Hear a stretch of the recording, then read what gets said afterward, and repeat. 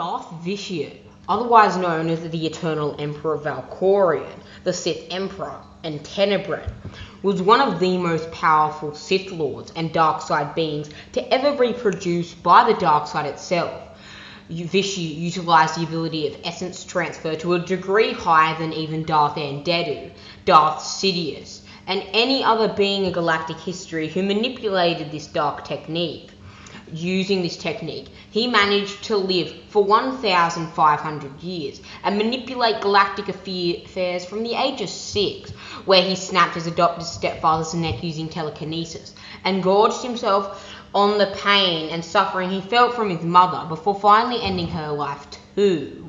The Sith Emperor led a domineering, and utterly crippling empire with beings such as Darth Malgus, Lord Agrau, Lord Scourge, and many other beings such as even the famed Sith Lord, Lord Adras, leading brutal campaigns against their arch enemy, the Jedi, for nearly 3 decades. During this time, Vitiate was considered public enemy number 1 for the wider galaxy, with the Jedi attempting many times and failing almost every time except for one, where during the end of the war, the hero of Typhon, a Jedi praised and renowned as being the greatest of his age, and prophesied by Lord Scourge, the Emperor's hand, to be the one Jedi that would kill the Sith Emperor and defeat him after his millennia of waiting for his invasion on the Jedi. However, many of us know that the most famous of Vitiate's foes is the prodigal knight himself.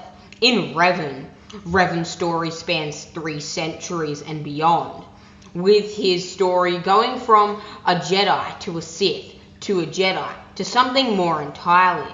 His story spans centuries, being one of the only Jedi to ever fall in love and sire child and offspring. His lineage would eventually lead into the renowned Jedi Grandmaster Satele Shan, who would later become the only ever Grandmaster and youngest Grandmaster in all of galactic history at that time. Well, my friends, today we are going to be scanning our archives, excavating the ancient tombs in search of lost databanks and holocrons, in order to uncover what Revan's final attempt against the Sith Emperor, the most pure and malevolent force of evil in the entire galaxy at the time, was. What Revan and his allies Meetra Surik and Lord Scourge did to attempt to defeat the Emperor. This all takes place in Legend continuity. In the event of the Revan novel, a highly esteemed novel I very impressed and implore you to read, as I've seen few novels such as the Darth Plagueis and Darth Bane novels that can match up to the potency and beauty of this novel. They are the way acolytes. The last thing you must do to match the might of Emperor Vitiate is strike down the subscribe button, ascend to the rank of Master, and fulfill your destiny. Now, let's begin. The assassination attempt on the Sith Emperor Vitiate was a mission carried out by Jedi Masters Revan and Meetra Surik, with help from the treacherous Sith Lord Scourge and his personal droid T3M4 to eliminate the Sith Emperor, the Dark Lord of the Sith, and the Emperor of the reconstituted Sith Empire. In 3950 BBY, Meetra Surik came to the world of Dromund Kaas, the newly formed capital world of the reconstituted Sith Empire, looking for Revan. She found him a prisoner of the Dark Council member and female Sith Lord Darth Nyros, a member of the renowned Darth Council.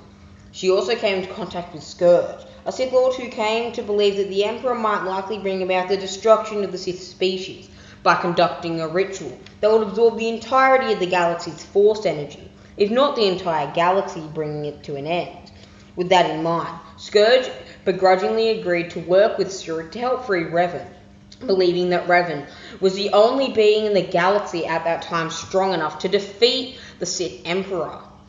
Scourge appeared to the Sith Emperor and informed him of Nyros' treachery against him, in collusion with some of the other members of the Council, attempting to assassinate and kill him. The Emperor dealt with this conspiracy theory by massacring the entire Council, sparking off a begrudging series of riots throughout the planet and among the Sith people. Revan, Surik, and Scourge took advantage of the diversion provided by the riots to infiltrate the Imperial Citadel, the capital of the Imperial City on Dromund Kaas, and try to assassinate the Dark Lord. I expected better from you, Lord Scourge. He has seen the depths of your evil. He stands with us now. Then he will die with you as well. We can't defeat all three of us. United, we are stronger than even you. That remains to be seen. Vitiate and Revan bartered during the events of their duel. As the group eventually approached the citadel, they were greeted by half a dozen Imperial Guardsmen. However, Lord Scourge, using the Force, persuaded them to let the group in and take them to just outside the throne room of the Emperor. Right before the Guardsmen were to open the doors to the room and let them inside, Captain Yari, the head of the guard, appeared and told them that only Scourge could accompany the Emperor inside. When one of the Guardsmen pulled Revan away from the doors, Yari saw his distinctive mask and realized who this renowned Jedi was. Revan stunned the soldier, who grabbed him with a kick, enabling his droid T3M4 to shoot him with his blaster. At the same time, Surik took on two of the Guardsmen while Scourge fought viciously with Yari. When an alarm was triggered by one of the other soldiers, Revan telekinetically threw the doors wide open. When one of the Guardsmen attempted to stop Revan from entering the throne room and facing his rival, he leapt and somersaulted over the soldier, then tried to send him flying with the Force, only staggering him half a step because he was able to draw on the Emperor's power to augment himself. He fainted with a high chop, and when the guard went to protect his legs, Revan slashed him and bisected his throat. Revan and T3M4 entered the room, while Surik and Scourge battled the remaining guardsmen outside. When a half a dozen more guards appeared, Revan ripped the stone archway from above them free with the Force, causing them to fall back, enabling Revan and the others to enter the throne room and confront the Emperor without interruption, with T3M4 closing and sealing the doors for no interruption, while Revan engaged the Emperor in a vicious Force clash, and Surik and Scourge held off Yari and her remaining guards. Scourge slew one guard with a slash to the chest. He then beheaded Yari using his superior power, dark side affinity, and swordsmanship, while Surik took out both her opponents. While that was occurring, the Emperor sent Revan flying backwards with a telekinetic push, emphasizing his power by not even raising his hand in a hand gesture as commonly needed for Force use.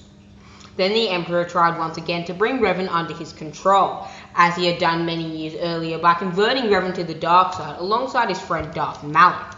However, Revan opened himself to the light and the dark side of the Force, funneling through him like twin rivers, and released the Force energy in its purest indefinite form, sending the Sith Emperor flying backwards, unquestionably one of the most horrific wounds ever dealt to the Sith Emperor.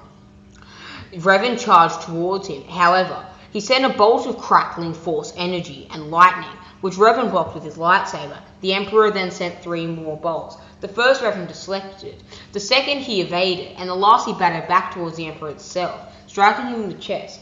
Enraged, the Emperor unleashed a barrage and storm of Force lightning, which Revan, drawing on his arrogance from prior where he'd been able to contain Darth Nihilus, the Dark Council member's Force lightning, tried to draw in and contain it, using Tutaminis. But as the book states, the Emperor was infinite more times powerful than Darth Nihilus ever was, and Revan was severely charred and burned, his mask even melting to his face in the end. T3M4 came to Revan's aid by shooting a jet of flame from its flamethrower, which caused the Emperor to stop blasting Revan with lightning in order to cocoon himself in dark energy. The Emperor retaliated by thinking of the droid being blasted into shrapnel, and to Revan's horror, it actually happened, with the droid exploding, as if on command. He then picked up Revan's lightsaber and planned to impale it with him. However, Surik saved him by throwing her own saber and knocking it out of the Emperor's hands. Scourge then rushed forwards to stand behind the 2 Jedi, and Vitiate. Suddenly, Scourge received a horrific Force vision of all the various possible futures and outcomes of the fight. In some, Revan won and defeated the Emperor, but in others, and the vast majority of them, the Emperor was triumphant over them. Scourge didn't know which of the futures and possible timelines were most likely to occur, or what he could do to help bring all of them about. All of a sudden, he saw a vision that gave him hope. A vision and foresight of the Emperor lying dead at the feet of a powerful Jedi. But neither one was Revan nor Surik, and he came to believe he knew what he had to do to help bring that event about. He suddenly moved behind Surik, impaling her through his shoulder blades, bewildering and raging Revan with his betrayal, and allowing the Emperor to hit him with another blast of Force lightning, bringing him into submission. When the Emperor told Scourge to explain himself and his actions against the Imperials, he lied and stated that the 2 Jedi were working with Darth Nihilus. The Emperor then ordered Scourge to finish off Revan. Scourge saw Revan was badly wounded and thought that he would die anyway, but when he went to try to kill Revan, the Emperor stopped him, saying he had proved himself regardless of whatever he did to Revan. The Emperor then continuously drained the energy and tried to pry inside the mind of the Jedi to find information about the Jedi and Republic strategies. Revan was then imprisoned and kept in a state of suspended animation, while the Emperor for hundreds of years, 300 to be exact, 3 entire centuries, fed and gnawed at his defences, gnawing and feeding on his mind to gain information about the Republic military and its power.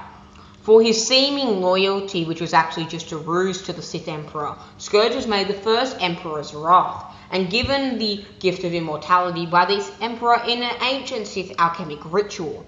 Surik refused to pass on to the Force, however, but stayed behind as a spirit and supported Revan and kept him satiated with her own Force energy, giving Revan the strength to not only resist the Emperor's attempts to obtain his knowledge, but also slightly influence the Sith Emperor's thoughts and exploit his fear of death to get him to postpone his invasion of the Republic as long as humanly possible. Also, Scourge vowed that he would use his immortality and position by coming to know that the Emperor's strength and vulnerabilities, so that when the future Jedi in his vision came along, he would be able to assist them in bringing about the Emperor's final demise, as been his goal all along. Well, my friends, this is where we part ways. I hope you have enjoyed excavating this too, and scouring the Valley of the Dark Lords for this new segment of information. Goodbye, acolytes. I'll see you in a galaxy far, far away, and be sure to cocoon yourself with the Force before confronting the Sith Emperor.